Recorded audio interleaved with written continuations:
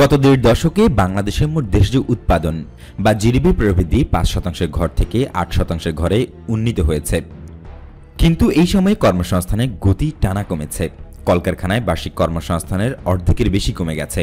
পোশাক শিল্পের রপ্তানি বাড়লেও আগের মতো নতুন কাজের সুযোগ দিতে পারছে না।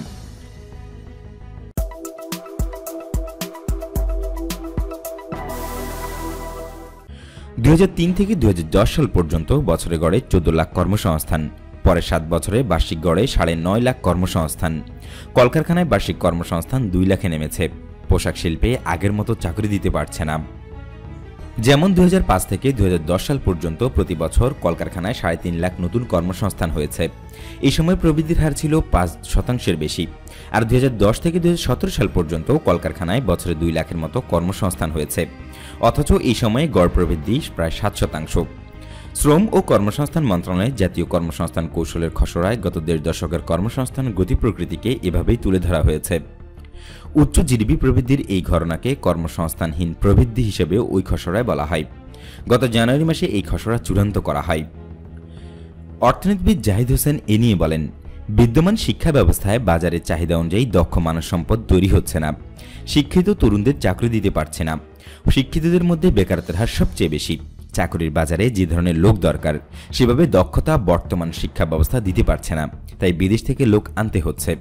তিনি আরও জানান, এখন অনানুষ্ঠানিক খাতে সিংহভাগ কর্মসংস্থান হচ্ছে, যেখানে যখন তখন চাকরি চলে যেতে পারে, আবার ভবিষ্যতের নিশ্চয়তা নেই। দেশে প্রবৃদ্ধি ক্রমশ বাড়লেও কর্মসংস্থানের প্রবৃদ্ধি দিন দিন কমেছে। কর্মসংস্থানের কৌশলপত্রে বলা হয়েছে ২০০২-৩ থেকে ২০০৫-৬ অর্থ বছরের মধ্যে প্রতি বছর ২.২৫% হারে কর্মসংস্থান বেড়েছে।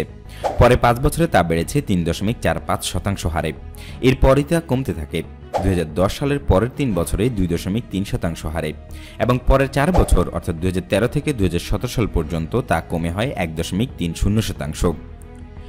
বর্তমান কর্মসংস্থানের ধারা বজায় থাকলে আগামী ১০ বছর ৮.৫ থেকে ৯% মোট দেশজ উৎপাদন বা জিডিপি প্রবৃদ্ধি হলেও কর্মসংস্থানের সংকট মোকাবেলা করা যাবে না। জাতীয় কর্মসংস্থান কৌশলের খসড়ায় বলা হয়েছে, প্রবৃদ্ধি বাড়লেও নির্দিষ্ট পরিমাণ বাড়তি কর্মসংস্থান হবে, কিন্তু শ্রমশক্তিতে থাকা বেকার ও প্রতি বছর শ্রমবাজারে যুক্ত হওয়া তরুণ তরুণীদের চাকরির চাহিদা মেটাতে ওই বাড়তি কর্মসংস্থান পর্যাপ্ত নয়। এছাড়া মৌসুমি বেকারের মতো উদ্বৃত্ত শ্রমশক্তি তো আছেই।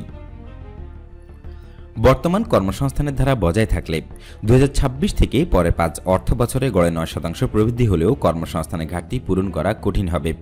ওই ৫ বছরে ২ ধরনের কর্মসংস্থানের ধারণা দেওয়া হয়েছে।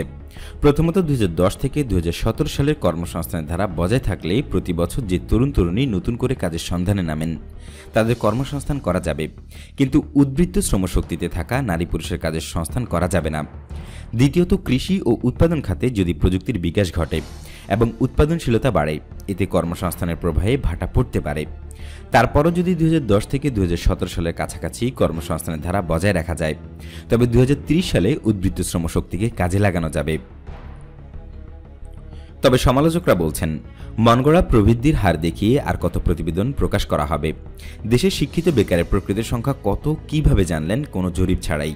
বিদেশি ভাড়াটে বিশেষজ্ঞ দেশের অর্থনীতি নিয়ে দুটো ভালো কথা বললেন, আর আমাদের জিডিপি উন্নয়নের মাথায় উপরে উঠে গেল, হয়ে গেলাম অনুকরণীয়। বিশ্ব কি অনুকরণ করবে? কিভাবে গরিবের টাকা বিদেশে পাচার করা যায়? তাই কারণ হিসেবে বলা যায়, প্রতি বছর গড়ে প্রায় ৬৪,০০০ কোটি টাকা করে গত ৭ বছরে বাংলাদেশ থেকে $৫,২৭০ কোটি সমমূল্যের প্রায় ৪.৫ লাখ কোটি টাকা পাচার হয়েছে। দেশ থেকে অস্বাভাবিক হারে টাকা পাচারের তথ্য দিয়েছে যুক্তরাষ্ট্রভিত্তিক আন্তর্জাতিক সংস্থা গ্লোবাল ফিনান্সিয়াল ইন্টিগ্রিটি বা GFI।